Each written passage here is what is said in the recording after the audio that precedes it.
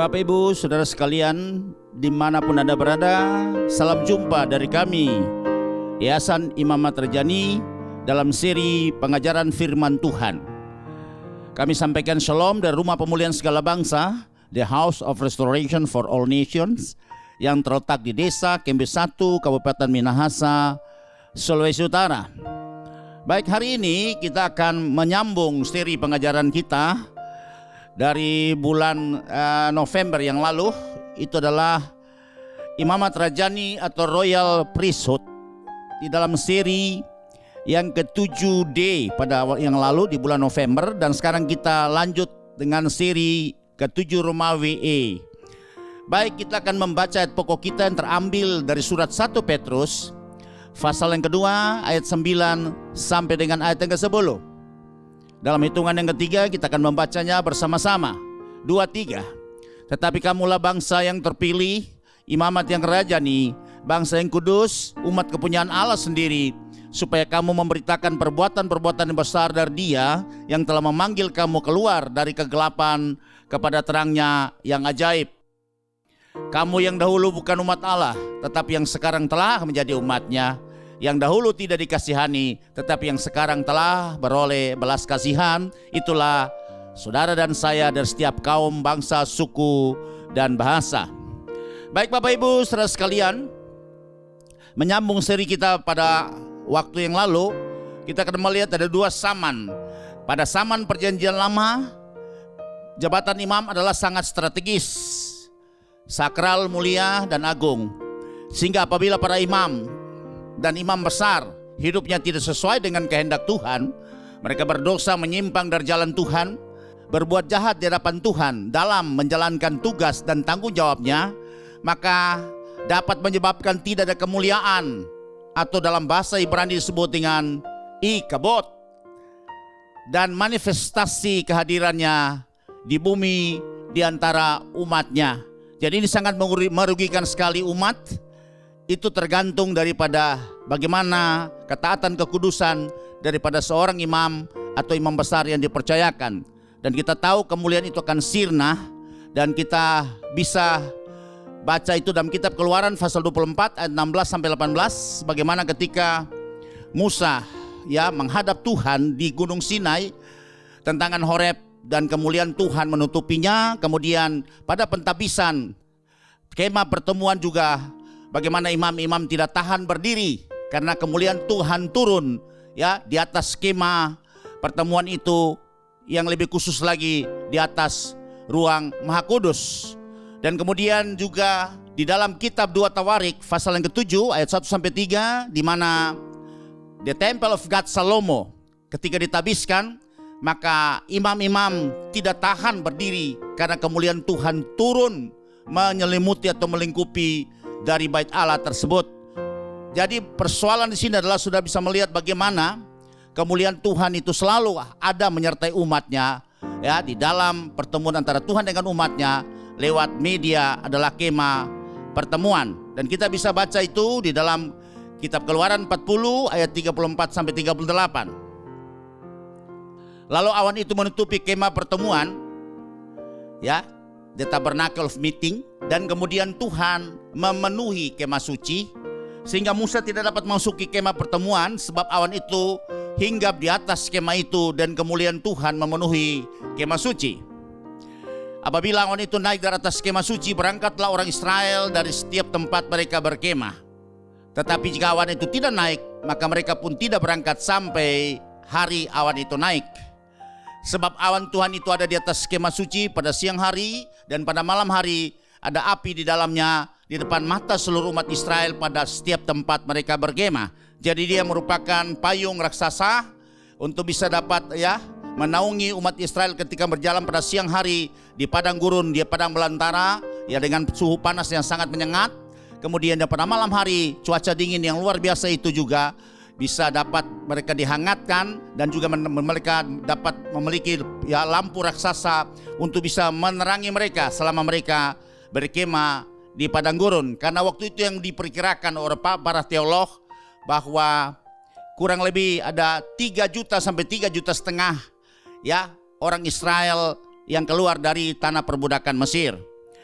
Baik Bapak Ibu Saudara sekalian, kita melihat di sini ya bagaimana kemuliaan Tuhan itu meninggalkan umatnya yang disebut dengan Ikabod. Itu terjadi di zaman ya Imam Besar Eli sebagai hakim pada zaman itu. Kita lihat bahwa Imam Besar Eli dengan kedua anaknya Hofni dan Pinehas sebagai adalah imam, akhirnya mereka mati secara tragis ya karena kemuliaan Tuhan meninggalkan umatnya. Dan kita tahu biasa kemuliaan Tuhan itu hadir di atas tabut perjanjian itu. Dan ini kita bisa baca ceritanya itu dalam kitab 1 Samuel pasal 4 ayat 10 sampai dengan ayat yang ke-22. Dan sini saya akan ceritakan bagaimana ketika di zaman Imam Eli menjadi hakim pada saat itu, dan kemudian juga anak-anaknya sebagai imam-imam pada saat itu, saudara. Dan orang Filistin atau bangsa Filistin datang ya menekan daripada umat Israel. Dan kemudian akhirnya terjadi peperangan. Waktu saat itu mereka ada di Afek, dan kemudian orang Israel itu berkemah di Ebenezer. Dan saat itu terjadi peperangan, dan kita tahu Israel mengalami kekalahan karena 4.000 orang ya pahlawan yang gagah perkasa itu mati. Kemudian mereka berpikir, karena mereka tidak membuat tabut. Sebab itu ya atas saran beberapa ya orang dari antara mereka tua-tua pada saat itu berkata bahwa kita harus mengambil tabut, dan tabut itu ada di Silo. Dan kemudian waktu mereka sudah mengangkat tabut itu, mereka bersorak karena mereka berpikir bahwa dengan tabut itu Tuhan hadir di tengah-tengah mereka, dan pasti kemenangan ya bisa menjadi bagian mereka. Mereka akan dimampukan dengan kuasa Tuhan, karena Tuhan turut berperang bersama-sama dengan mereka, sehingga yang pasti orang Filistin akan dikalahkan sesuai dengan pengalaman ya dari masa lalu, dari Musa dan kemudian dari Yosua, saudara. Tapi hal ini terjadi sudah terbalik, saudara. Waktu ketika mereka sudah bersorak, dan orang Filistin itu waktu saat itu mereka juga saat itu gentar, tapi Adam beri komando bahwa harus kita bersikap laki-laki, kita nggak usah takut, hadapi saja ya pasukan orang-orang Israel. Dan kemudian mereka maju, dan ceritanya saudara bisa baca itu dalam kitab 1 Samuel pasal 4 ayat 10 sampai 22. Itu di situ kita tahu bahwa orang Israel mengalami kekalahan yang luar biasa karena 30.000 pasukan pejalan kaki itu mati secara tragis.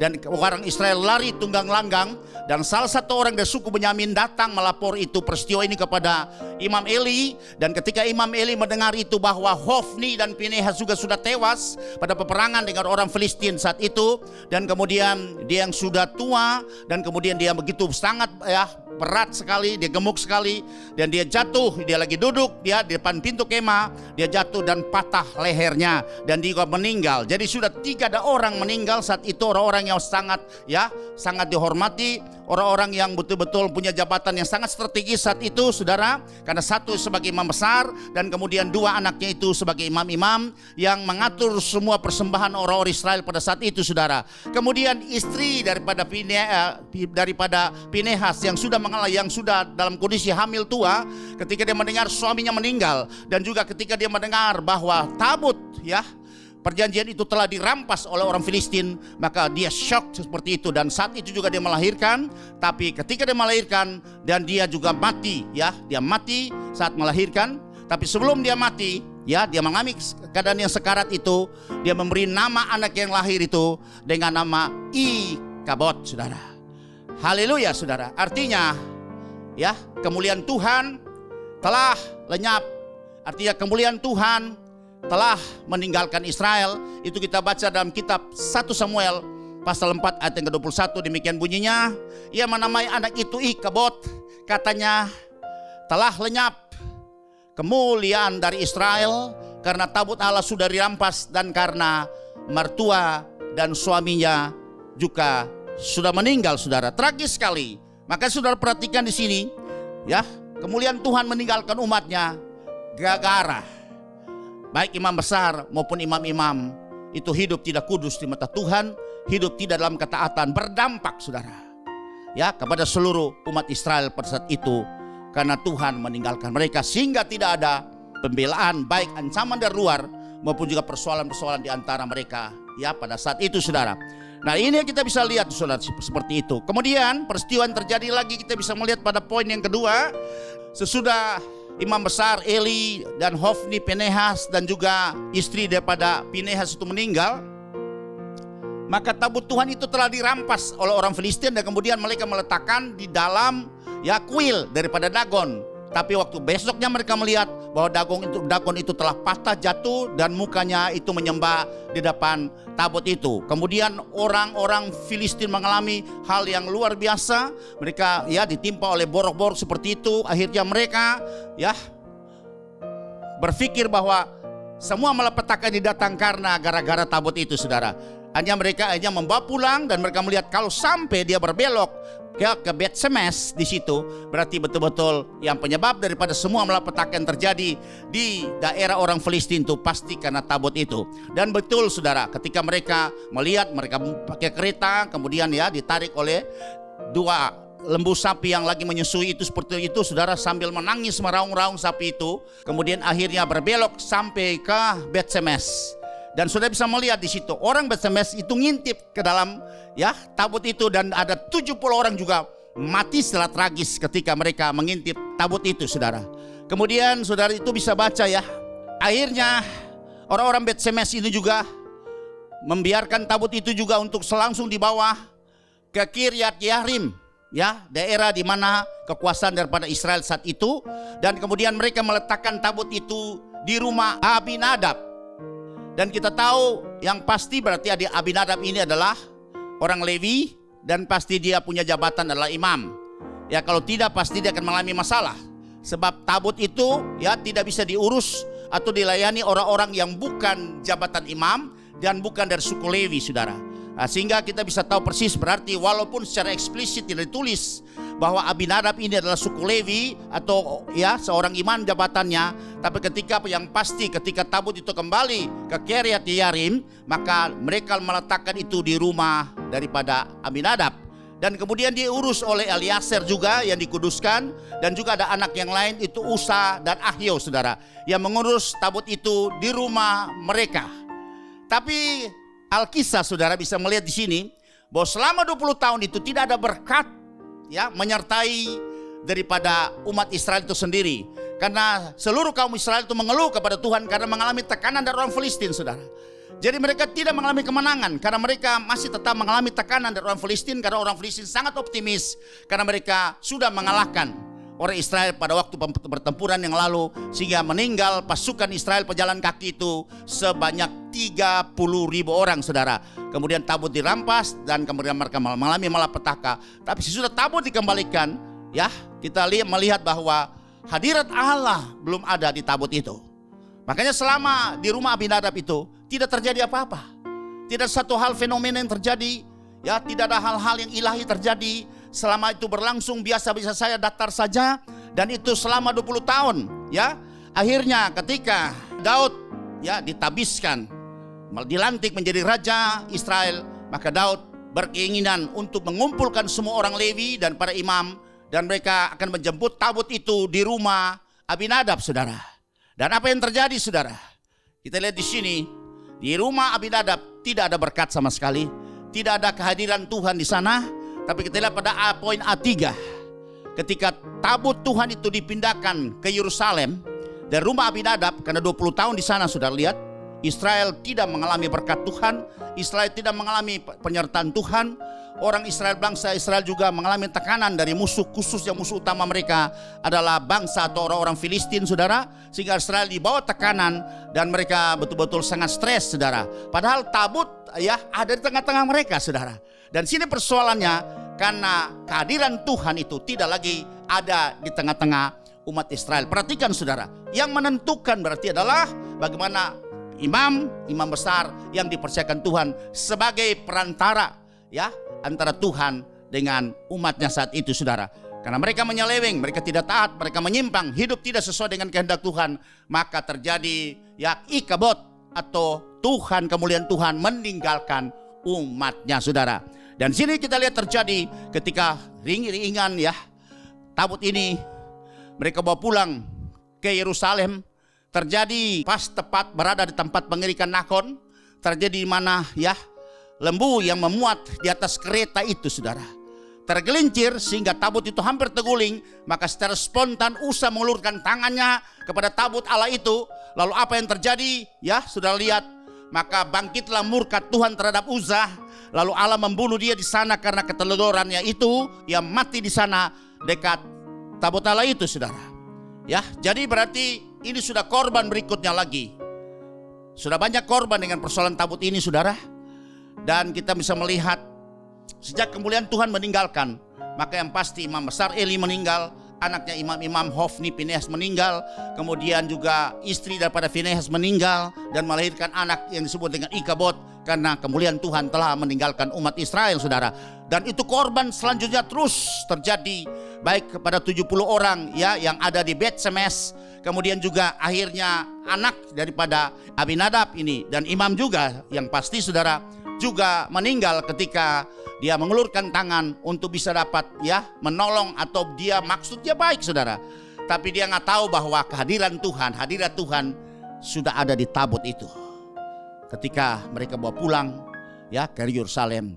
Tapi banyak penafsir juga, para teolog menafsirkan mungkin Tuhan murka karena biasanya yang Tuhan perintahkan kepada Musa dan juga kepada Yosua bahwa tabut itu bukan harus diletakkan seperti yang dibuat oleh orang Filistin. Kalau mereka tidak mengerti. Tapi khusus orang Israel, mereka harus mengerti bahwa tabut itu tidak bisa diangkut oleh kereta atau bentuk apa saja sarana selain harus dipikul oleh imam-imam, saudara. Ya, imam-imam bertanggung jawab memikul semua tabut ini. Itu memberikan artian bahwa imam itu bertanggung jawab untuk bisa dapat ya menghadirkan, menghidupkan hadirat Tuhan di tengah-tengah umat, karena pasti di mana ada tabut di situ pasti ada hadirat kemuliaan Tuhan. Dan ketika kemuliaan Tuhan itu ada, maka ada pembelaan dari Tuhan. Ketika kemuliaan Tuhan ada di tengah-tengah umat, maka kita melihat ada perlindungan yang luar biasa. Ketika tabut Tuhan itu ada di tengah-tengah umat, maka mereka pasti akan diberkati. Mereka pasti akan bisa hidup di dalam damai sejahtera karena kehadiran Tuhan ada di tengah-tengah mereka, ya. Makanya pentingnya kehadiran Tuhan di tengah-tengah umat dan juga bagi kita juga, saudara. Ya. Oke, kita akan lanjut lagi. Kita melihat di sini bahwa jelas tabut itu harus dipikul oleh orang-orang ya yang punya jabatan imam dari suku Lewi. Tapi ketika Daud menjemput tabut itu dari rumah Abinadab, mereka melakukan seperti mereka mencontohi kebiasaan-kebiasaan yang sudah dilakukan oleh bangsa masa kafir dan tidak mengenal Allah. Nah, ini berikan gambaran buat kita, artian buat kita, hati-hati, saudara. Jangan sampai gereja Tuhan kadang-kadang mengikuti cara-cara contoh-contoh yang dibuat oleh orang di luar daripada ya gereja Tuhan, atau yang tidak mengerti kebenaran. Kalau kita mengerti kebenaran berarti prinsip-prinsip, atau kita harus memakai aturan-aturan yang sudah dibuat oleh Tuhan, yang sudah difirmankan oleh Tuhan, sehingga kita tidak bisa memodifikasi lagi. Ya, imam ini mau cari enteng ya, sehingga harusnya mereka memikul tanggung jawab ini untuk bagaimana bisa kehadiran Tuhan ada di tengah-tengah umat. Tapi mereka sudah alihkan tanggung jawab ini, ya mereka naikkan di atas kereta yang ditarik oleh lembu sapi, saudara. Nah, ini persoalan di sini membuat Tuhan marah kepada mereka. Sebab itu di sini terjadi di mana Tuhan membunuh Usa, ya, ketika kereta itu hampir ya terbalik karena yang menariknya itu tergelincir, sapi atau lembu yang menariknya tergelincir, dan Usa mengulurkan tangannya di situ dan kematian terjadi, sehingga ketakutan menyelimuti semua ya bangsa Israel pada saat itu. Dan saudara bisa lihat selanjutnya, akhirnya Daud sudah tidak berani lagi membawa tabut itu masuk ke Yerusalem, dan mereka titip tabut itu di rumah Obed-Edom orang Gad. Nah, ini ada satu fenomena lagi yang sudah bisa lihat di sini ya. Jadi mereka titip di rumah Obed-Edom ini pada A4, bahwa tabut Tuhan itu tinggal di rumah Obed-Edom orang Gad itu cuma 3 bulan, saudara, lamanya. Dan kita tahu apa dampaknya, bahwa heboh terjadi, kehebohan terjadi, karena ada berita yang luar biasa sampai ke telinganya Daud. Ini seorang raja loh, bahwa Obed-Edom itu diberkati dan isi rumahnya diberkati, saudara. Dan saya percaya berkat ini bukan ya berkisar mungkin nih, kalau mungkin ya 10 miliar itu belum ada artinya. Raja belum terusik, pemimpin bangsa belum terusik kalau Obed-Edom diberkati 10 miliar. Ini pasti berkat yang terjadi buat Obed-Edom ini ini pasti adalah ratusan miliar. 3 bulan Obed-Edom bisa diberkati secara luar biasa. Dan ya, peristiwa ini itu didengar oleh Daud, sehingga Daud akhirnya merasa bersalah. Dan cepat-cepat dia mengumpulkan semua orang Levi untuk kembali menjemput tabut itu dari rumah Obed-Edom, orang Gad itu. Tapi saudara bisa lihat di sini, saudara. Ternyata Obed-Edom ini adalah bukan dari orang Israel asli. Obed-Edom ini adalah orang Gad. Dan itu orang di luar Israel. Tapi dia percaya seperti apa yang dipercayai oleh orang-orang Israel saat itu, menyembah ya Allah atau Yahweh yang disembah, Adonai Elohim yang disembah oleh Abraham, Ishak dan Yakub, saudara. Sehingga dia merupakan orang-orang yang sudah ya masuk dalam golongan orang-orang yang percaya pada saat itu, dan disebut dengan ya istilah itu namanya proselit, orang-orang seperti itu. Dan di sini sudah bisa melihat bahwa Obed-Edom itu seorang juga imam, karena dia imam pemuji ya. 3 bulan lamanya dia ada di rumah Obed-Edom. Dan saya percaya bahwa Obed-Edom sangat menghormati tabut itu dengan peristiwa Usa ini, karena pasti Obed-Edom juga menyaksikan peristiwa itu. Dia sangat menghormatinya ketika diletakkan di rumahnya. Tentunya dia sangat menjaganya dengan rasa hormat, menjagakan, dia tahu hadirat Tuhan sudah ada di tabut itu. Dan apa yang sudah dibuat oleh Obed-Edom ya, walaupun secara eksplisit tidak tulis, tapi saya yakin bahwa Obed-Edom ini adalah seorang pemusik. Dia pemain kecapi yang 8 nada, lebih rendah dari kecapi yang normal. Berarti kalau zaman sekarang mungkin alat musik yang sekarang, dia pemain bass gitar, saudara. Itu ditulis dalam kitab 1 Tawarik pasal 15 ayat yang ke-21. Kita bisa baca. Ya, sedang Metika, Elifele, Miknea, Obed-Edom, Yel dan Asazia harus memainkan kecapi yang 8 nada lebih rendah tingkatnya untuk mengiringi nyanyian. Berarti ini adalah pemain-pemain musik atau imam musik. Pada saat itu imam-imam yang melayani musik pada saat itu ya menjadi pemusik-pemusik yang diangkat oleh Daud untuk mengiringi ibadah pada saat itu. Dan yang pasti berarti Obed-Edom ya siang dan malam dia pasti mengiringi dengan puji-pujian, sehingga hadirat Tuhan nyata di tengah-tengah ya rumah Obed-Edom itu. Dan Tuhan memberkati Obed-Edom dan si istri rumahnya. Luar biasa, sudah perhatikan. Berarti imam itu menentukan ya kehadiran Tuhan di tengah-tengah umat. Imam itu juga menentukan kehadiran Tuhan di tengah-tengah keluarga kita ya. Dan imam juga menentukan bagaimana hadiratnya pergi dari juga keluarga kita dan juga komunitas kita dan juga dari bangsa kita. Sebab itu betapa pentingnya, betapa strategisnya jabatan seorang imam ya. Kita lanjut lagi. Untuk peristiwa yang lain itu saudara bisa baca juga di ayat-ayat yang sudah kita tampilkan di sini, dan saya tidak akan membaca semua ayat. Saya hanya menceritakan secara outline garis besarnya saja. Dan saya percaya cerita-cerita seperti ini sudah sangat dipahami oleh Bapak Ibu saudara sekalian ya. Sekarang kita bisa melihat bagian yang B pada zaman perjanjian baru atau zaman gereja Tuhan. Jabatan imam adalah jabatan strategis juga, sudah sakral, mulia dan agung yang diselenggarakan oleh ya pribadi atau keluarga atau rumah tangga yang sudah percaya kepada Yesus Kristus tentunya ya.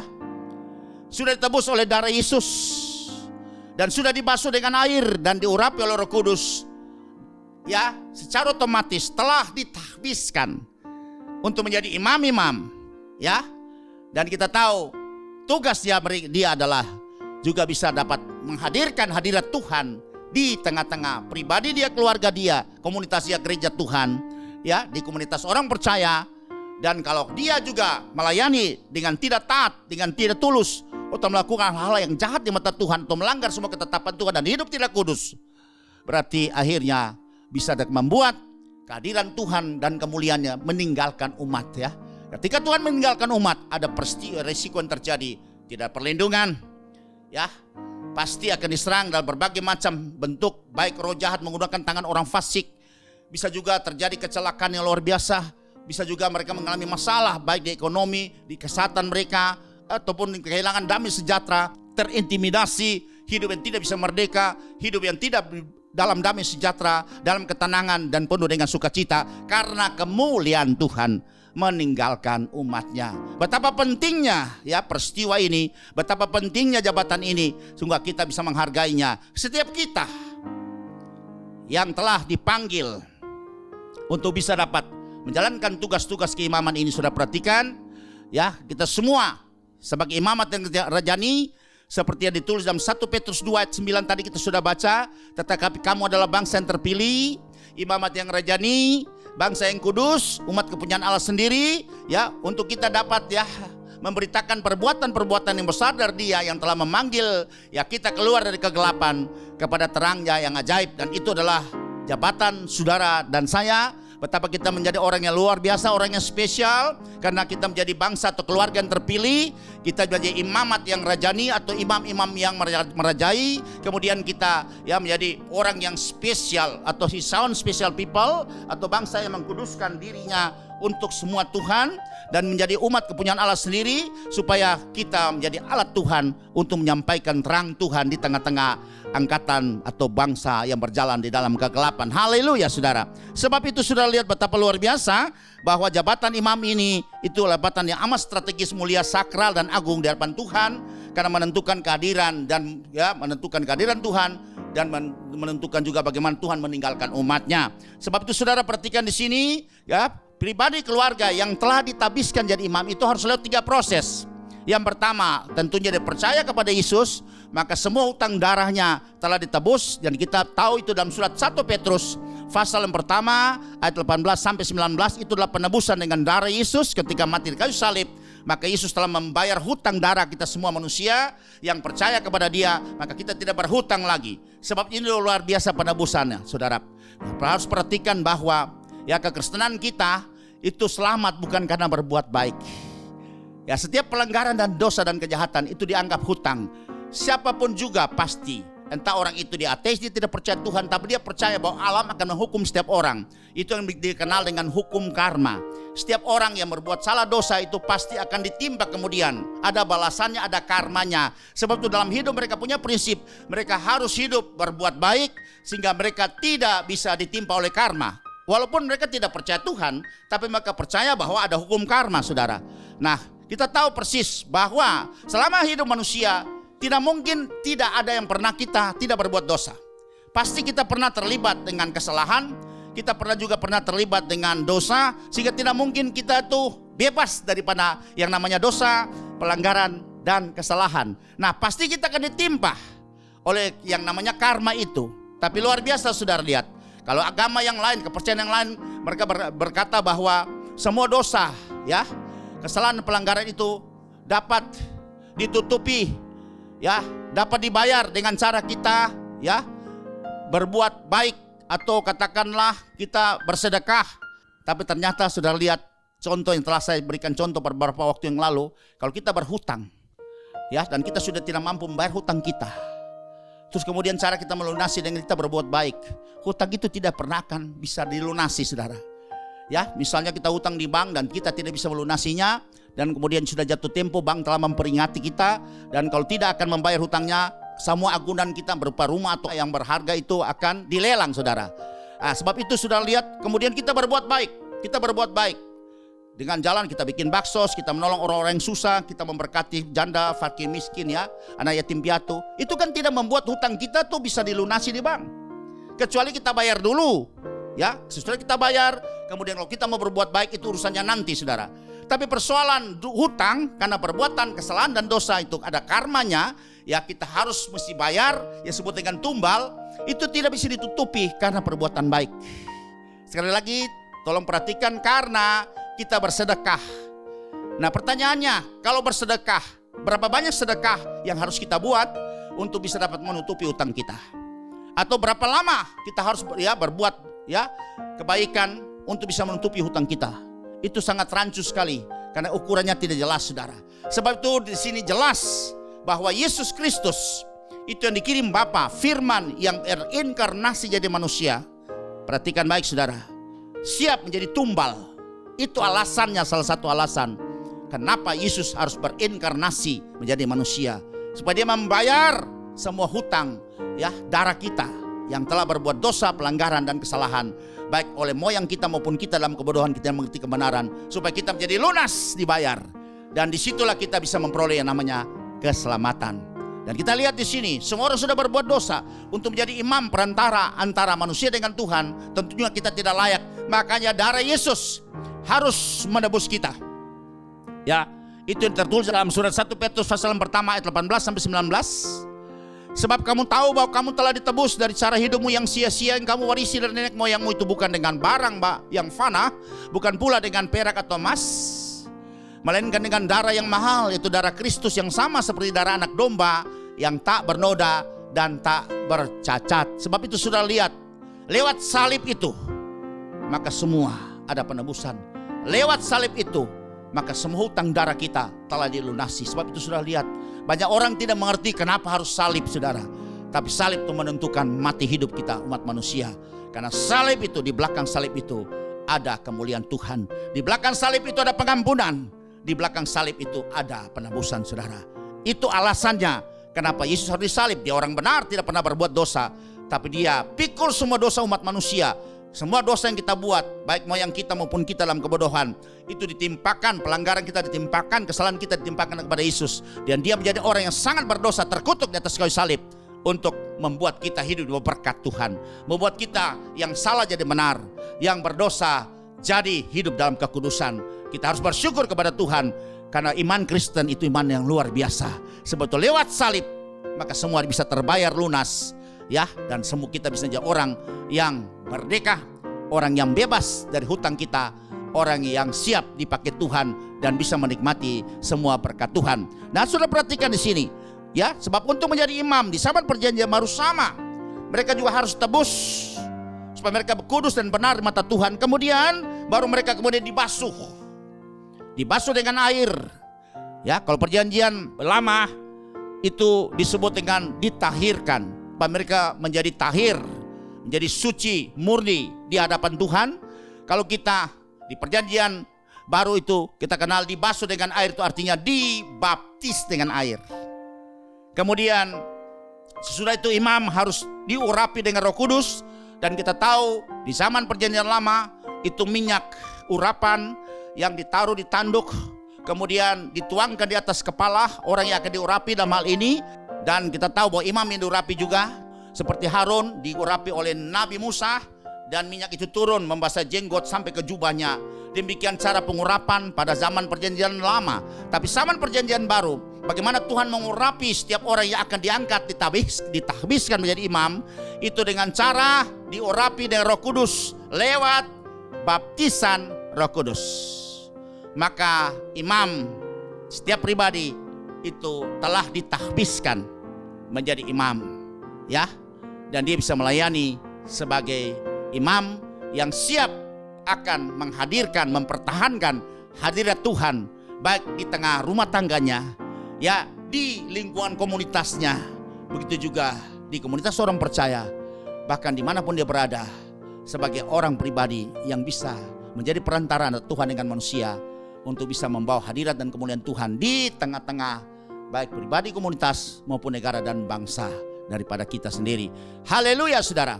Dan itu kita bisa tahu prosesnya tadi 1 Petrus, kemudian juga lewat Yohanes pasal 3 ayat 5 yang dijelaskan pelaksanaannya, implementasi lewat Titus pasal 3 ayat yang kelima. Yohanes pasal 3 ayat yang kelima kita akan baca. Jawab Yesus, aku berkata kepadamu, sesungguhnya jika seorang tidak dilahirkan dari air dan roh, ia tidak dapat masuk dalam kerajaan Allah. Perhatikan, saudara, ini lahir dari air dan roh. Air untuk membasuh semua, ya, kekotoran kita yang ada dalam roh kita. Kemudian kita diberi roh dan hati yang baru. Kemudian Roh Kudus mengurapi, dan kita lewat proses ini, itu baptisan ada Roh Kudus yang dijelaskan oleh Titus pasal 3 ayat kelima. Kita sudah tahu ayat ini, sering kita bacakan, dan dia betul-betul menjadi layak di mata Tuhan. Dia menjadi orang yang baru di mata Tuhan, dan dia akan menjadi juga bukan sebagai anak-anak Tuhan saja atau sebagai anak-anak Allah saja, tapi yang pasti dia juga statusnya, dia juga menjadi imam-imam Allah dan bisa menghadirkan, mempertahankan hadirat kemuliaan Tuhan di tengah-tengah umat. Haleluya, saudara. Ada 3 cara mengurapi imam, yaitu 1 dengan darah, kemudian juga dengan air, dan yang ketiga dengan Roh Kudus, saudara. Maka dia berlayak menjadi imam ya di hadapan Tuhan dan manusia. Kita melihat lagi, kalau di zaman gereja Tuhan ya, atau gereja Tuhan sebagai kumpulan atau komunitas orang percaya, itu juga kalau tadi pribadi, makanya saudara lihat di sini, apalagi saudara sebagai suami atau ayah orang tua dalam satu keluarga, saudara menentukan sekali berkat Tuhan itu bisa ada tengah-tengah saudara, atau saudara juga bisa menentukan sekali posisi saudara itu sebagai sangat strategis untuk bisa mempertahankan hadir kemuliaan Tuhan di tengah-tengah keluarga saudara. Maka yang pasti berarti berkat akan tercurah, baik berkat rohani maupun berkat jasmani akan dicukupkan berlimpah di dalam keluargamu. Sebab itu sebagai imam, saudara perhatikan, pertahankan ini supaya saudara bisa memperoleh segala yang dijanjikan Tuhan. Bagaimana secara komunitas gereja Tuhan, kumpulan orang-orang percaya, ini harus dipimpin juga orang-orang memenuhi standar Alkitabiah. Sebagai penilik jemaat, ya, itu bisa nanti baca dalam surat 1 Timotius pasal 3 ayat 1-7. Kemudian sebagai penatua atau elders atau sebagai orang yang tuakan, dan dalam hal ini penatua itu adalah gembala sidang, ya, dan juga sebagai diaken juga. Yang tertulis juga di dalam surat 1 Timotius pasal 3 ayat 8-13. Dan kalau penatua itu dalam surat Titus pasal 1 ayat 5-9. Dan juga ada dalam surat 1 Petrus pasal 5 ayat 1 sampai dengan yang keempat. Dan saya percaya saudara akan tahu seperti ini semua syarat-syarat yang telah tertulis. Dan kita akan bisa membaca satu saja contoh, yaitu bagaimana sebagai penilik jemaat, orang-orang yang dipercayakan Tuhan untuk bisa dapat mengarahkan jemaat, ya, bisa dapat membuat jemaat itu sesuai dengan kehendak Tuhan. Kita akan baca dalam surat 1 Timotius pasal yang ketiga ayat 1 sampai dengan yang ke-7. Dan juga pada yang lain mirip-mirip saudara. Nanti saudara akan baca sendiri. Benarlah perkataan ini. Orang yang mengendaki jabatan penilik jemaat menginginkan pekerjaan yang indah. Ini mereka sebut juga bishop juga saudara. Ini juga menjadi imam saudara di dalam jemaat komunitas orang percaya. Karena itu penilik jemaat haruslah seorang yang tidak bercacat, dari suami satu istri, saudara. Perhatikan, dapat menahan diri, menguasai hawa nafsunya, bijaksana, sopan, suka memberi tumpangan, cakap, mengajar orang, bukan peminum, bukan pemarah, melainkan peramah, pendamai, dan bukan hamba uang. Seorang kepala keluarga yang baik, disegani dan dihormati oleh anak-anaknya. Jikalau seorang tidak tahu mengepalai keluarganya sendiri, bagaimanakah ia dapat mengurus jemaat Allah? Jadi yang komunitas kecil dia gagal, nggak mungkin dia bisa mengurus komunitas yang lebih besar lagi. Janganlah ia seorang yang baru bertobat, agar jangan ia menjadi sombong dan kena hukuman iblis. Lanjut, hendaklah ia juga mempunyai nama baik di luar jemaat, agar jangan ia digugat orang dan jatuh ke dalam jerat iblis. Jadi saudara, demikianlah persyaratan daripada standar Alkitabiah untuk jadi seorang penilik jemaat atau penatua atau diaken. Dan jabatan ini kalau dalam perjanjian lama juga adalah jabatan imam, ya, dan mereka juga imam-imam, ya, dalam jabatan di perjanjian baru dalam gereja Tuhan, di baik di dalam keluarga maupun juga di komunitas orang percaya atau kumpulan orang percaya. Haleluya saudara. Mari kita lanjut lagi. Ya, kita sudah belajar kemarin itu dari tanggal 5 September sampai 21 November tahun 2021 kemarin, kita sudah belajar mengenai seri pengajaran daripada Imamat Rajani atau Royal Priesthood ini dari 1 Romawi, ya, dan sudah sampai kepada 7 Romawi D. Dan sekarang kita lihat di dalam 7 Romawi itu dengan judul adalah tugas dan tanggung jawab imam. Yang lalu kita sudah belajar itu sebagai pontifex atau pembangun jembatan atau bridge builder. Yang B, 7 Romawi B itu adalah dia sebagai diaken dan diakones. Kemudian 7 Romawi C sebagai pemberita kabar baik atau Injil. Kemudian 7 Romawi D sebagai pelayan minyak dan anggur. Dan sekarang kita masuk pada seri pengajaran ini dengan judul Imamat Rajani atau Royal Priesthood ini pada 7 Romawi A sebagai pelaksana rencana Allah di bumi, saudara. Wah, ini penting sekali, ya. Tuhan sebagai desainernya, dan kemudian apa yang jadi rencana Tuhan itu harus dilaksanakan, diwujud nyatakan oleh imam-imam di bumi. Nah, sebab itu sudah lihat betapa sangat mulia, sangat penting sekali jabatan daripada seorang imam. Ya, karena dia adalah pelaksana tugas atau merealisasi semua rencana Allah di bumi. Bagaimana pelayanan yang terbaik tertinggi dapat membawa setiap pribadi, keluarga atau jemaat dan semua orang untuk masuk dalam inti rencana Allah. Perhatikan, apa sih inti rencana Allah? Untuk menjadi imam dan raja. Saya ulangi lagi, penting sekali. Ya, jadi imam itu tugas imam bagian 7 Romawi E itu sebagai pelaksana rencana Allah di bumi. Dan dia akan membawa setiap pribadi, keluarga, jemaat dan semua orang itu masuk dalam inti rencana Allah. Apa sih inti rencana Allah? Itu ialah menjadi imam dan raja. Dan kita tahu bagaimana juga panggilan Israel pertama, karena Israel itu analogi dengan panggilan kita. Itu ditulis dalam Keluaran pasal yang ke-19 itu ayat 5 sampai 6. Bagaimana Israel juga dibawa keluar dari tanah perbudakan Mesir. Seri-seri yang lalu kita sudah belajar prosesnya. Dan kita lihat di sini, kita juga tahu, kembali saya angkat Keluaran 19 ini, bagaimana Tuhan berbicara dengan umat Israel ketika Tuhan membawa mereka ke tentangan Sinai, ketika Musa membawa mereka untuk ketemu dengan Tuhan di Horeb. Dan Tuhan berbicara kepada Musa di sini, itu dalam Keluaran pasal 19 ayat 5 sampai dengan yang ke-6. Kita akan baca. Jadi sekarang jika kamu sungguh-sungguh mendengarkan firman-Ku dan berpegang pada perjanjian-Ku, maka kamu akan menjadi harta kesayangan-Ku sendiri dari antara segala bangsa, sebab Akulah yang punya seluruh bumi. Ini Tuhan katakan seperti itu. Kamu akan menjadi bagiku kerajaan imam, perhatikan, royal priesthood, dan bangsa yang kudus, holy nation. Inilah semua firman yang harus kau katakan kepada orang Israel. Jadi sudah lihat di sini, panggilan pertama Israel dalam satu bangsa yang dipanggil, itu mereka akan dijadikan Tuhan sebagai imam. Karena mereka itu akan ditugaskan untuk bisa memenangkan semua bangsa-bangsa di dunia ini. Tapi kenyataan mereka gagal karena mereka tidak mengerti panggilan mulia ini. Sehingga tereliminasi. Dan akhirnya tinggal satu suku saja dengan peristiwa menyembah anak lembu emas itu, sudah tahu. Dan kita tahu Tuhan membunuh lewat tangan orang Lewi itu 3.000 orang Israel yang sudah menyembah berhala. Dan hari itu menjadi tragedi yang luar biasa, menjadi peringatan luar biasa. Dan Tuhan mempercayakan satu suku saja, itu suku Lewi, dan satu keluarga itu Harun, untuk menjadi imam bagi Allah, saudara. Tadinya Tuhan memanggil mereka satu bangsa untuk menjadi imam. Perhatikan saudara. Tapi karena mereka tidak mengerti panggilan ini dan mereka terjebak ya dengan hal-hal yang menyakiti hati Tuhan, dengan hal-hal yang salah, berbuat dosa di mata Tuhan karena tidak mengerti panggilan, makanya mereka didiskualifikasi, tereliminasi, dan tinggal satu suku saja, yaitu suku Lewi yang dipercayakan Tuhan sebagai imam-imam, menjadi perantara antara semua umat dengan Tuhan. Haleluya saudara. Sebab itu saudara, kita bisa melihat juga rencana ini juga kepada orang-orang perjanjian baru.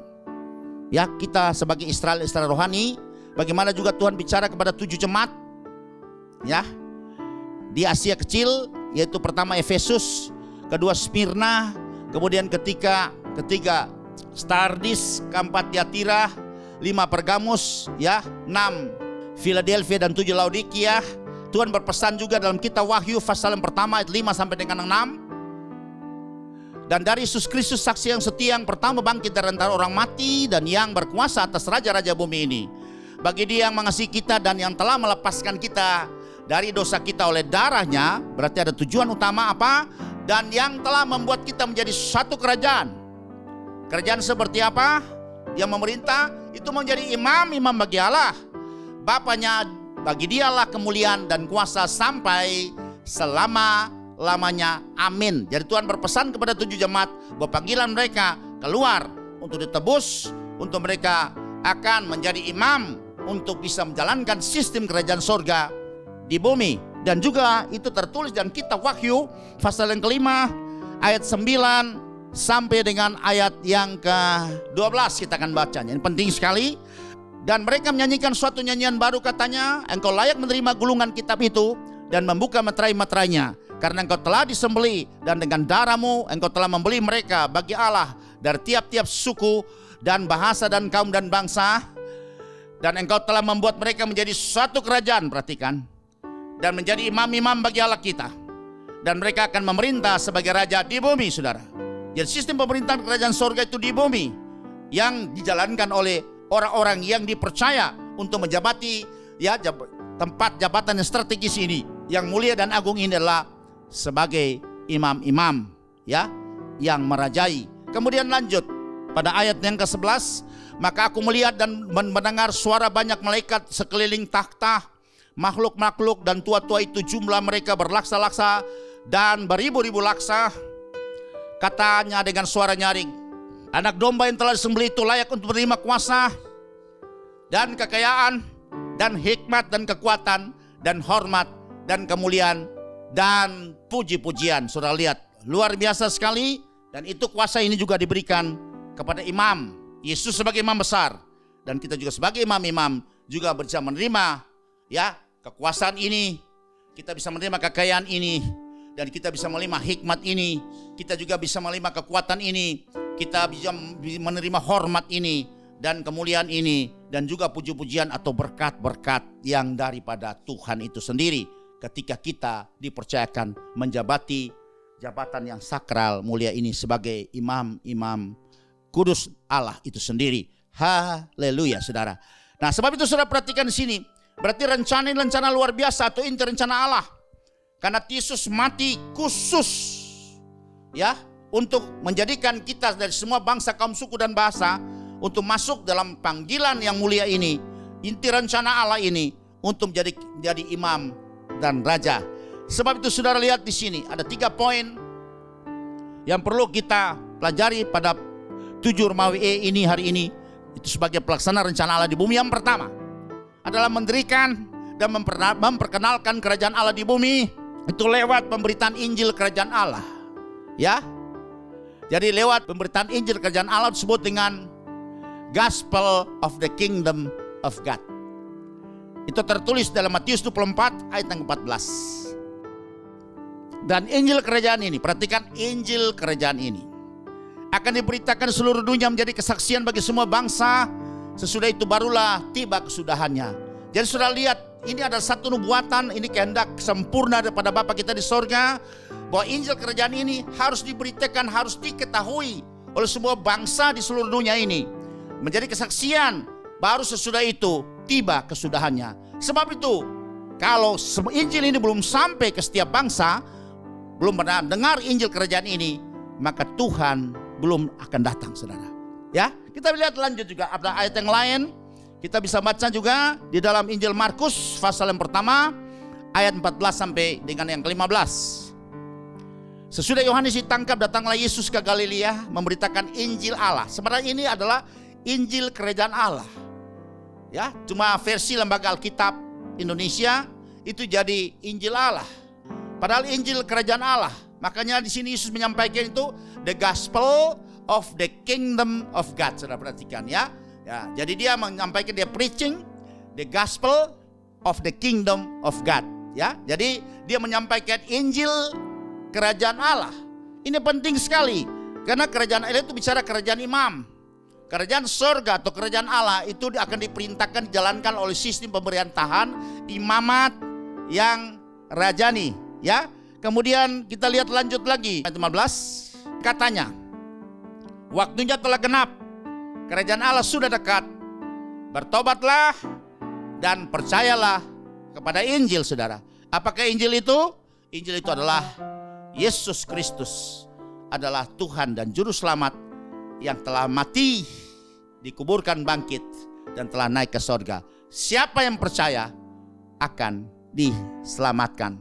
Percaya dalam hati, mengaku lewat mulut, dan itu diselamatkan oleh Tuhan. Haleluya, saudara. Sebab itu kita lanjut lagi. Tujuan utama Yesus datang ke dalam dunia ini juga, ini tupoksinya. Itu adalah bagaimana memberitakan Injil kerajaan Allah atau menghidupkan sistem pemerintahan kerajaan Allah di bumi. Dan kita bisa baca dalam Injil Lukas pasal 4 ayat 43 sampai dengan ayat yang ke-44. Demikian bunyinya.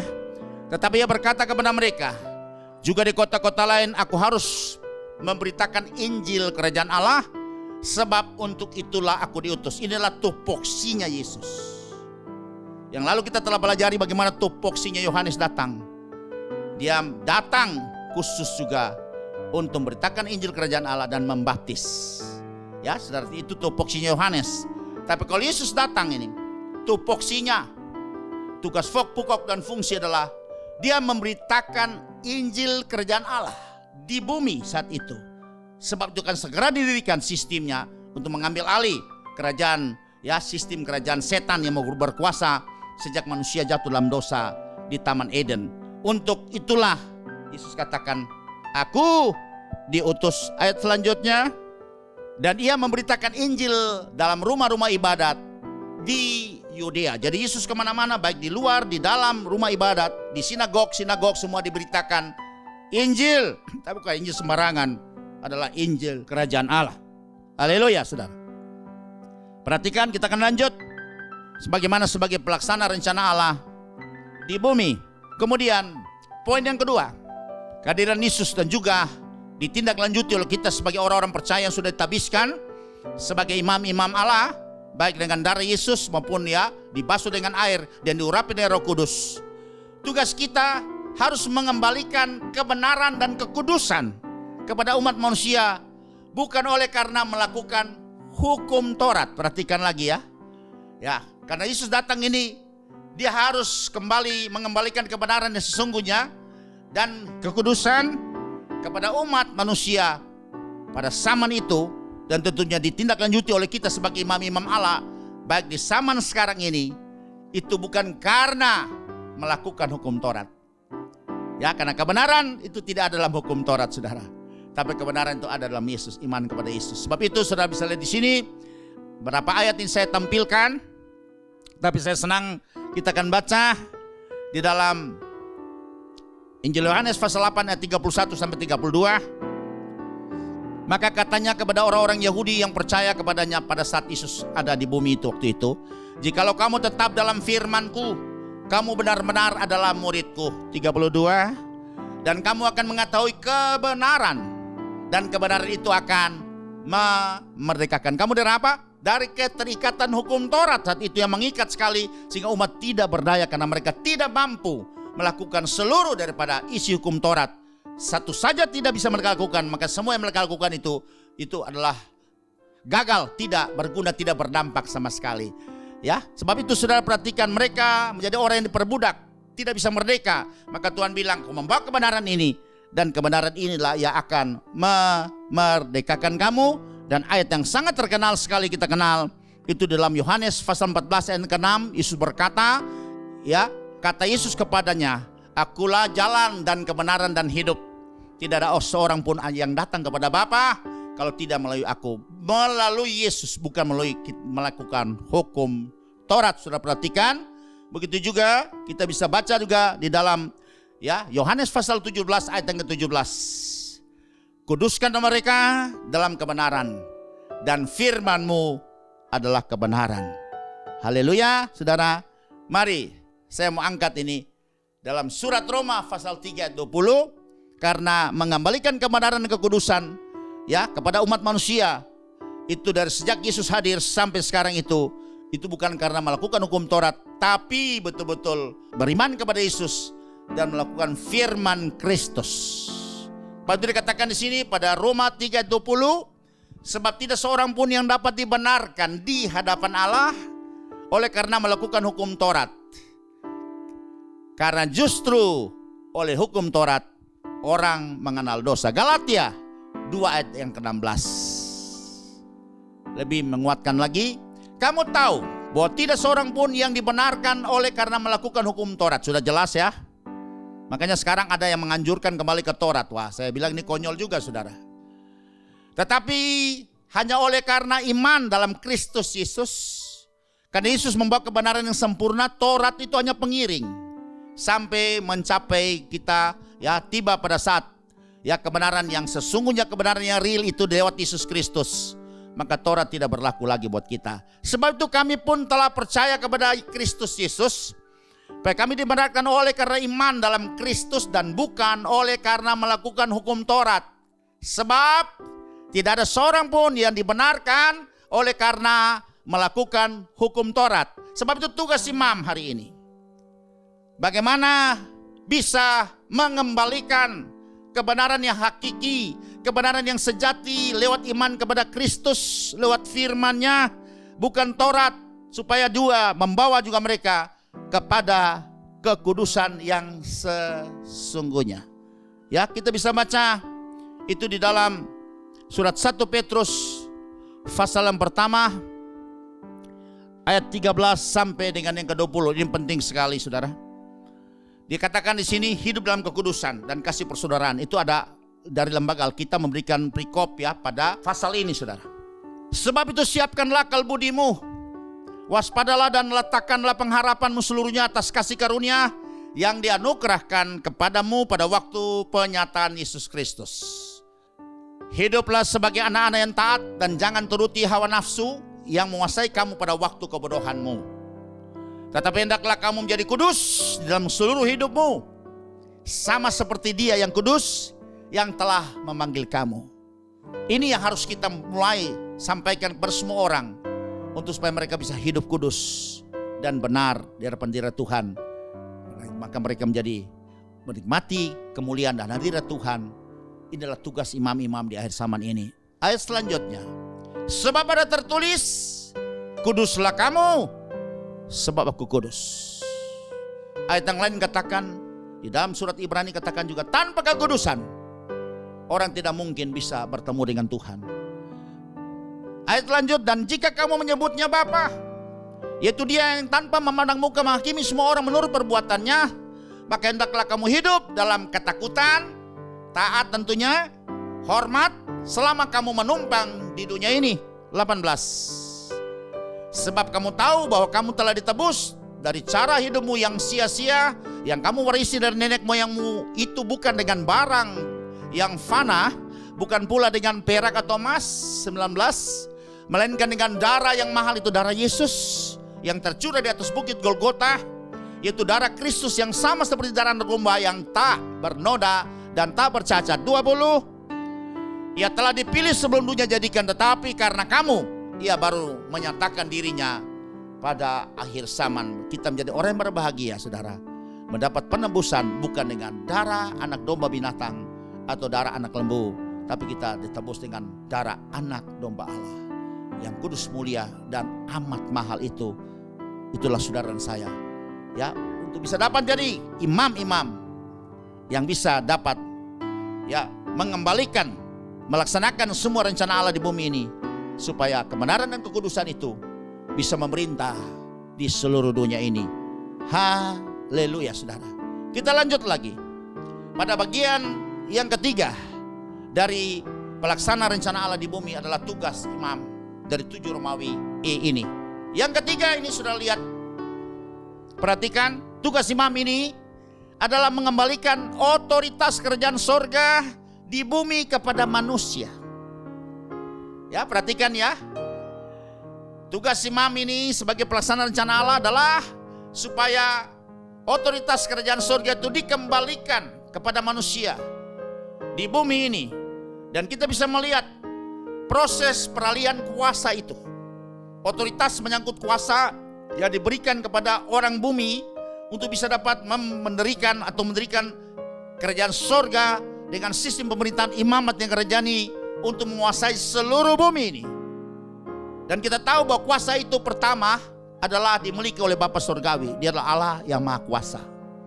Kemudian Dia memberi kuasa itu berikut kepada manusia pertama di Taman Eden, saudara. Nah, Taman Eden itu adalah satu tempat di mana miniaturnya kerajaan surga di bumi, saudara. Kita tahu dalam kitab Kejadian pasal yang pertama, ayat yang pertama dan kedua, demikian kita akan baca. Pada mulanya Allah menciptakan langit dan bumi. Ya, sudah lihat, pada mulanya Allah menciptakan langit dan bumi. Dan kita tahu pencipta ini adalah sempurna. Pasti hasil ciptanya juga sempurna. Ya, seperti pengkhotbah pasal yang ketiga ayat 11 katakan bahwa Tuhan membuat indah pada waktunya. Artinya waktu penciptaan semua indah, sempurna, tidak bercacat celah. Ya, itu yang ditulis dalam kitab pengkhotbah. Ya, pada mulanya Allah menciptakan langit dan bumi. Ini sempurna pasti, saudara. Tapi kita baca pada ayat yang kedua ini, kemudian di sini kita lihat bumi ini hancur-hancuran. Bumi belum berbentuk dan kosong, gelap gulita menutupi samudera raya, dan roh Allah melayang-layang di atas permukaan air. Apa pengertiannya, sudah lihat? Kalau dari bahasa Indonesia atau versi Lembaga Alkitab Indonesia dikatakan bumi belum berbentuk dan kosong. Tapi kalau dalam bahasa aslinya, bahasa Ibraninya tohu vabohu, ya, bumi campur baur. Itu dalam terjemahan yang lama. Campur baur, tohu vabohu artinya bumi hancur-hancuran. Kenapa bisa hancur? Padahal yang menciptakan itulah Allah yang sempurna. Pasti ciptanya sempurna. Kenapa bisa campur baur, bisa hancur-hancur seperti itu? Karena kita tahu waktu terjadi pemberontakan Lucifer di sorga, dia membawa sepertiga pengikutnya malaikat Tuhan yang murtad di atas. Dan kemudian akhirnya mereka diusir keluar dari sorga dan dicampakkan ke bumi. Dan ketika mereka dicampakkan ke bumi, mereka menghancurkan semua ciptaan Tuhan di bumi ini. Maka bumi menjadi campur baur, menjadi hancur, menjadi tohu vabohu. Kemudian Tuhan, roh Tuhan melayang kembali di atas permukaan air dan kembali merestorasi, memperbaiki bumi kembali. Dan kemudian terciptalah satu taman yang merupakan miniatur seperti yang di sorga. Dan kemudian Tuhan menciptakan manusia sebagai pihak yang sebentar nanti akan menerima kuasa, otoritas yang daripada Bapa di sorga itu untuk bisa menjalankan sistem pemerintahan kerajaan sorga di bumi. Dan kita tahu manusia pertama itu yang nantinya kita kenal itu sebut dengan Adam, itu tertulis dalam kitab Kejadian pasal yang pertama ayat yang ke-26 sampai 28. Terjadi peralihan kuasa ya, untuk mengembalikan otoritas kerajaan sorga di bumi. Bapa berikan kepada manusia yang pertama sesudah iblis menghancurkan bumi ini.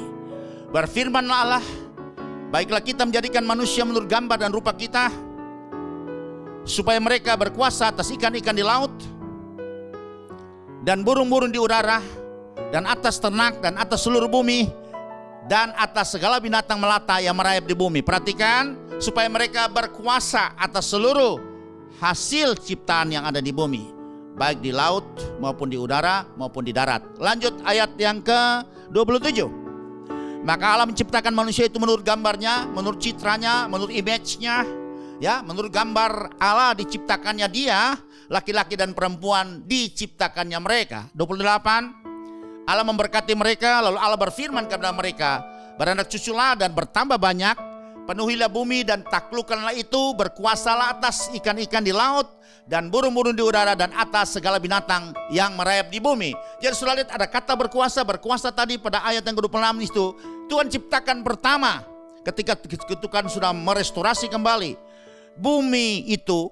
Maka Tuhan menciptakan manusia dan Tuhan memberi kuasa, memberikan otoritas kerajaan sorga kepada Adam yang pertama itu. Manusia yang pertama yang kita tahu hanya diberi nama oleh Tuhan Adam, ya, dari kata bahasa Ibrani artinya Adama yang berasal daripada tanah, debu tanah, ya, seperti itu saudara. Diberi kuasa saudara untuk berkuasa, untuk mengusahakan dan kemudian ya memelihara taman itu. Di Taman Eden itu merupakan miniatur kerajaan sorga dan memerintah atas seluruh bumi pada saat itu saudara.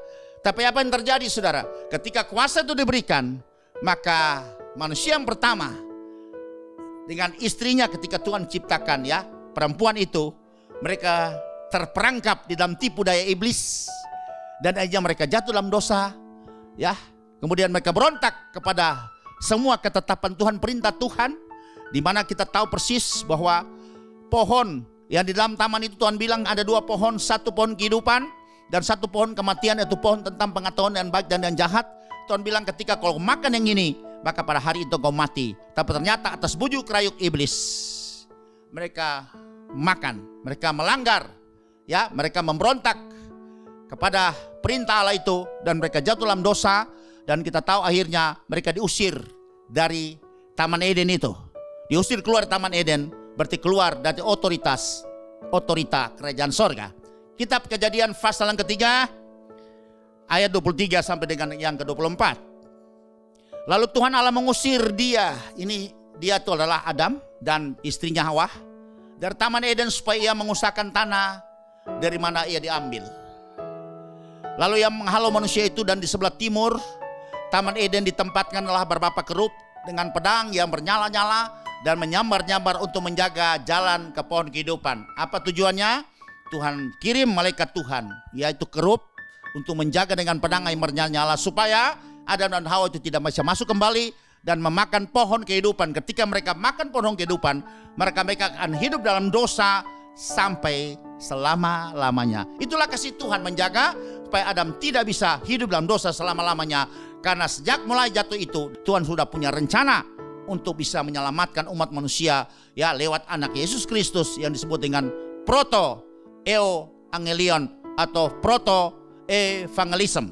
Ya, itu adalah yang pertama Injil disampaikan bahwa dari keturunan ya perempuan ini, yaitu bicara mengenai Yesus, akan menginjak kepala ular, meremukkan kepala ular, dan kemudian dari keturunan benih ular ini atau si iblis itu, si Lucifer itu akan meremukkan tumitnya, dan itu berbicara mengenai Yesus dan proses akan disalib di kayu salib, dipaku kaki dan tangannya.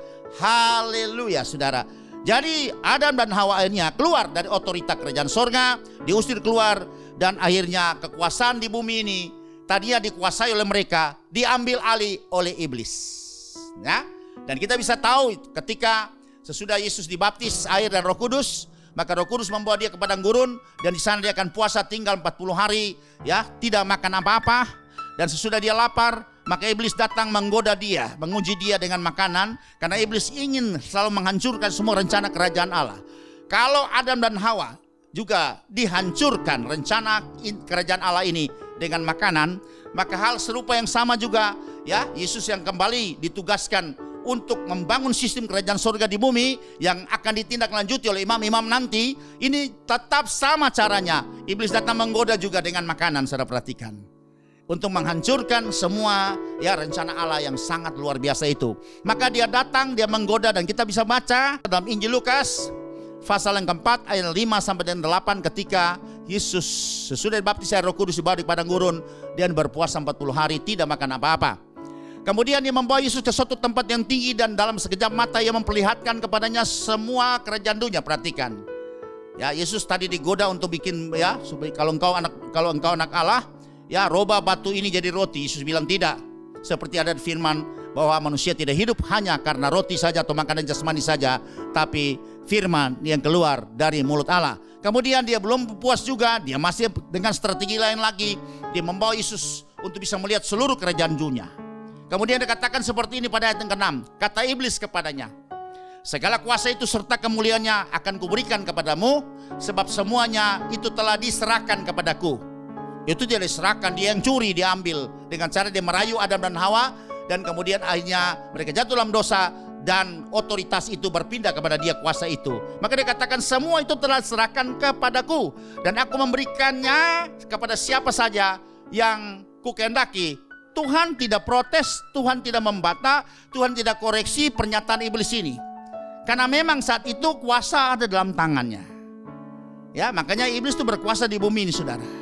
Tapi ketika kita menjadi orang-orang kerajaan, menjadi imam-imam yang rajani, kita bisa mengambil kuasa ya dari iblis ini yang sekarang merupakan penguasa daripada bumi ini atau dunia ini, saudara. Tuhan tidak protes. Tuhan tidak mengoreksi atau membantah. Itu bukan milik kamu. Tapi iblis berkata, ya, segala kuasa serta kemuliaannya itu aku yang punya. Jadi aku bisa memberikan kepada siapa yang kukehendaki, asal ayat 7. Jadi jikalau engkau menyembah aku, seluruhnya itu akan menjadi milikmu. Tuhan bilang, kau ini penipu luar biasa, pencuri, ya, pembunuh dan pembinasa luar biasa ini. Makanya Tuhan bilang harus hanya sembah Bapa. Dan itu yang layak disembah, bukan sembah sama kau. Karena aku juga pemilik dari semua itu. Sudah lihat di sini. Sebab itu sudah lihat proses peralihan Bapa kepada manusia pertama. Mereka hanya gagal. Kemudian diambil alih oleh iblis kuasa dari Adam karena tipu dayanya. Selanjutnya sudah lihat Bapa kirim Yesus. Ini tujuannya lagi, sudah lihat di sini. Jadi Yesus Kristus mati dari kayu salib, mengalahkan maut, bangkit antara orang mati, mengambil kuasa itu kembali. Ya, itu tertulis dalam Injil Matius pasal 28 ayat 18, ketika Yesus mau naik ke sorga dan dia berkata kepada semua rasul-rasul yang ada mulutnya, dia berkata demikian, Yesus mendekati mereka dan berkata, "Kepadaku telah diberikan segala kuasa di sorga dan di bumi." Bukan di bumi saja, bukan di sorga saja, tapi di bumi sudah diambil alih karena Yesus sudah menang atas maut, sehingga iblis sudah dikalahkan. Ya, waktu bangkitan untuk orang mati, sebelum dia naik ke sorga dikatakan bahwa semua kuasa baik di sorga maupun di bumi itu sudah ada di dalamku, di dalam tanganku. Nah, makanya dia bilang, "Pergi saja, jadikan semua bangsa murid." Dia mengutus mereka. Jadi sudah lihat, perhatikan di sini. Dari Bapa kepada manusia pertama, kemudian diambil alih oleh iblis dengan tipu dayanya. Kemudian Yesus kembali merebut kembali otoritas ini. Ya, kuasa ini yaitu kuasa kerajaan sorga yang akan diberikan di bumi. Ya, dan kemudian sudah lihat Yesus memberikan itu juga kepada Roh Kudus. Ya, Roh Kudus ini. Makanya dalam Kisah 1 ayat 8, kuasa itu akan diberikan kepada orang yang jadi saksi. Karena sesudah Yesus ditinggikan oleh tangan Allah, maka dia menerima Roh Kudus, dan kemudian Roh Kudus itu dicurahkan untuk kembali membawa kuasa itu kepada orang-orang yang akan menjadi saksi Tuhan saat itu. Dan kita tahu itu terjadi ya di dalam Kisah 1 ayat yang ke-8. Dia berkata seperti ini, "Tetapi kamu akan menerima kuasa kalau Roh Kudus turun ke atasmu, dan kamu akan menjadi saksiku di Yerusalem dan di seluruh Yudea dan Samaria dan sampai ke ujung bumi." Jadi sudah lihat, kuasa sudah beralih dari Yesus ke Roh Kudus. Dan Roh Kudus juga memberikan kepada saksi-saksinya, yaitu rasul-rasul dan semua orang-orang percaya akan menjadi saksi Tuhan. Itu diberikan otoritas dari Roh Kudus. Dan di peristiwa itu terjadi di Yerusalem, di rumah loteng atas. Dan peristiwa itu terkenal dengan peristiwa Pentakosta. Ya, maka semua rasul dan orang-orang percaya yang diperkirakan 120 orang itu di Yerusalem menerima kembali kuasa itu yang sudah hilang dari Taman Firdaus, kembali diberikan kepada rasul-rasul dan semua orang-orang percaya saat itu, yang tertulis dalam Kisah Rasul 2 yang keempat kita akan baca. Maka penuhlah mereka dengan Roh Kudus, lalu mereka mulai berkata-kata dalam bahasa-bahasa lain seperti yang diberikan Roh Kudus, Roh itu kepada mereka untuk mengatakannya, supaya mereka menjadi saksi ya bagi semua bangsa saat itu. Ya, ada 15 bangsa yang hadir di Yerusalem, dan mereka hadir mendengarkan perbuatan Allah yang besar.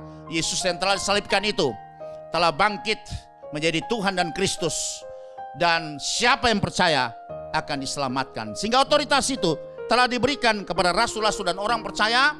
Kemudian mereka mulai keluar menginjil, mulai di Yerusalem dan di seluruh Yudea, Samaria sampai ujung bumi. Dan terakhir, maka kuasa itu sekarang diimpartasikan kepada kita semua orang percaya yang siap akan pergi untuk menginjil, untuk bisa menggenapi semua rencana kerajaan Allah.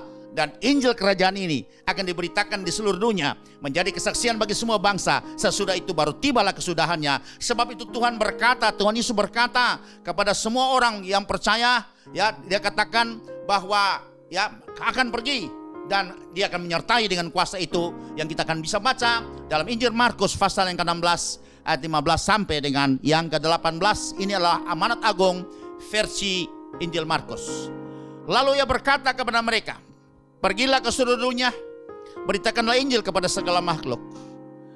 Siapa yang percaya dan dibaptis akan diselamatkan, tetapi siapa yang tidak percaya akan dihukum. Tanda-tanda ini akan menyertai orang-orang yang percaya." Jadi kita termasuk orang yang percaya semua.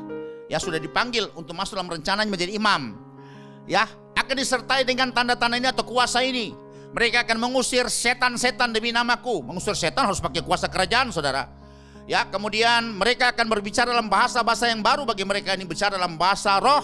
Kemudian lanjut, mereka akan memegang ular, dan sekalipun mereka minum racun maut, mereka tidak akan mendapat celaka. Artinya bahaya dari luar maupun bahaya dari dalam, ya, tidak akan bisa mencelakakan mereka. Ketika mereka sudah diberi otoritas kuasa ini, mereka akan meletakkan tangannya atas orang sakit, dan orang sakit itu akan sembuh. Jadi saudara perhatikan di sini, bagaimana kita sekarang diberikan kepercayaan sebagai imam-imam, sebagai pelaksana rencana Allah di bumi ini, untuk bisa selain mendirikan dan memperkenalkan kerajaan Allah di bumi lewat pemberitaan Injil kerajaan Allah. Yang kedua, kita akan mengembalikan kebenaran dan kekudusan kepada semua umat manusia, bukan karena melakukan hukum Taurat. Dan yang ketiga, kita mengembalikan otoritas kerajaan sorga di bumi kepada manusia, Dan kita lihat peralihan itu dari 7 proses ini, Bapa, kemudian manusia pertama, iblis mengambil, mencuri itu, kemudian Yesus mengambil alih kembali, kemudian diberikan kepada Roh Kudus berikan kepada semua rasul dan orang percaya pada 120 orang di balkon Yerusalem, dan kemudian mereka juga impartasikan ya kuasa ini juga kepada semua orang sampai saat ini kepada kita yang akan pergi melayani untuk bisa dapat memperkenalkan Injil kebenaran keselamatan lewat Yesus Kristus itu juga diimpartasi dan kuasa ini untuk kita membawa otoritas kuasa ini sehingga kita bisa dapat memenangkan banyak jiwa untuk kemuliaan nama Tuhan. Akhirnya saudara-saudara, memahami rencana Allah adalah hikmat terbesar. Mengetahui rencana Allah adalah pengertian terbesar. Melakukan rencana Allah adalah karya terbesar. Dan terakhir, masuk dalam rencana Allah adalah terobosan yang terbesar. Amin. Demikian firman Tuhan dapat kami sampaikan. Berbahagialah setiap orang yang mendengarnya, menerimanya, menyimpan dalam hatinya, mempercayainya, dan melakukannya. Yesus, kau kebenaran yang menyelamatkanku. Kau memberikanku hidup dan pengharapan.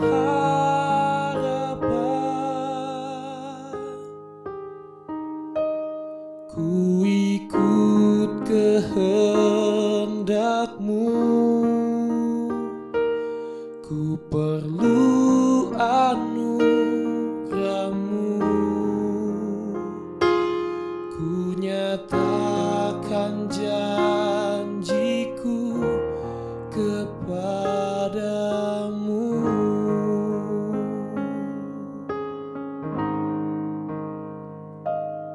Yesus, kau kebenaran yang menyelamatkanku. Kau memberikanku hidup dan pengharapan.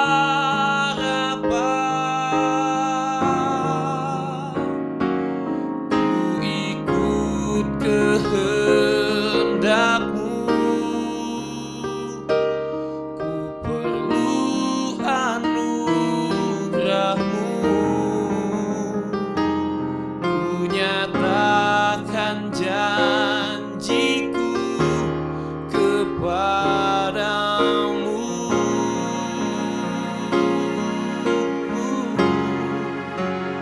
Kalau ku hidup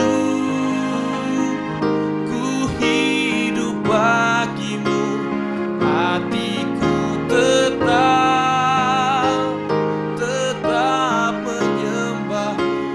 Dunia tak bisa menjauhkanku dari kasih-Mu. Selama ku hidup bagi-Mu, mataku tetap memandang-Mu.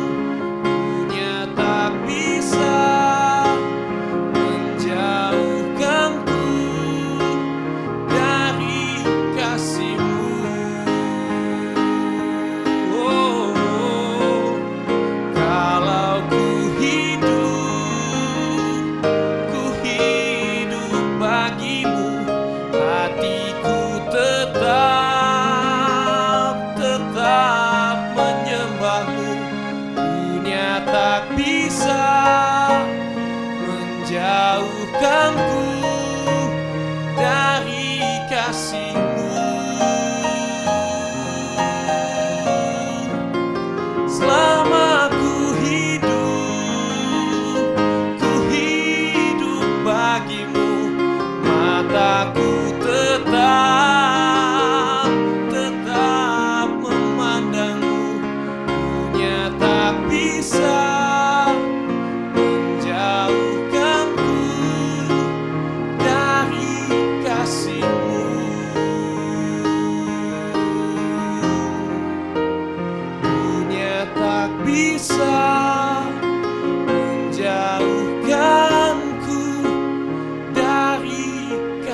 kasih-Mu.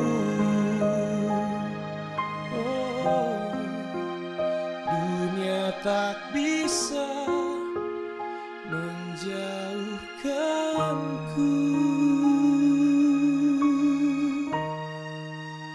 dari kasih-Mu.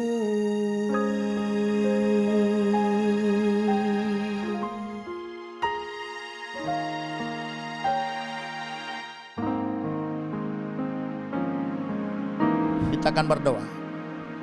Bapa yang baik, yang begitu luar biasa karya-Mu, sehingga hari ini telah mengajar kami dan memberikan kesempatan buat kami. Semua kemuliaan ini untuk kami dipanggil masuk dalam rencana-Mu Tuhan, menjadi imam-imam Tuhan, menjadi imam-imam Allah. Dan kami siap menerima semua otoritas untuk bisa dapat Tuhan melakukan semua rencana-Mu Tuhan. Dan kami bisa menikmati semua kemuliaan Tuhan, hadirat Tuhan. Dan kami percaya di mana ada hadirat Tuhan, di situ ada kemerdekaan. Di mana ada hadirat Tuhan, di situ ada kuasa Tuhan. Di mana ada hadirat Tuhan, di situ ada mujizat. Di mana hadirat Tuhan, di situ ada kesembuhan. Di mana ada hadirat Tuhan, di situ ada terobosan. Di mana ada hadirat Tuhan, di situ ada pemulihan. Di mana ada hadirat Tuhan, di situ ada kemuliaan Tuhan. Dan di mana ada hadirat Tuhan, di situ ada kemuliaan, kedamaian sejahtera, ketenangan, ketentraman dari sekarang sampai selama-lamanya. Terima kasih ya Bapa buat semua kepercayaan ini yang Kau berikan buat kami semua. Hari ini kami mengerti dan kami membawa pribadi kami membawa semua keluarga kami membawa komunitas kami masuk di dalam rencana-Mu.